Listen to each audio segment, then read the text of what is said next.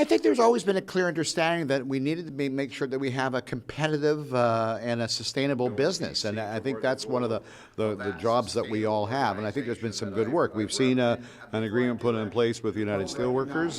That was very, very important. I think, and I think the impact of that also explains how there's an understanding that there does need to be a transformation in terms of the business climate that we're working in. But the fact is, when a little over 2 years ago, there was a decision to divest our government's interest in the ONTC. That was changed when Premier Wynne became obviously the Premier of the province and asked me as a minister to set up a ministerial advisory committee, of which President Chair Loughran was a member and many other people were members of, where we looked at the opportunities we were going to have to transform the ONTC. But always part of that understanding was we certainly need it to be a competitive and an organization that that will need to make some tough decisions to be in that position. So that work is being done. The revenues that are out there that exist today,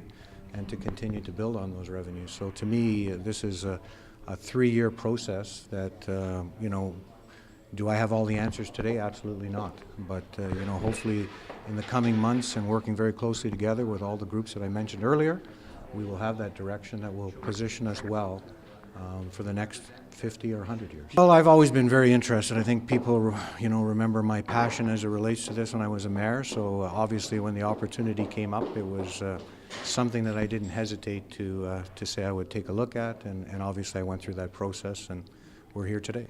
The bottom line is, we are truly committed to the long-term sustainability of the ONTC. Our government made the decision, the commitment to keep 4 of those 5 lines in public hands, but we also at the same time made it clear that the operation truly needs to be one that has got a long-term sustainable future, and that's where the work is being done now, and it's not easy. With municipalities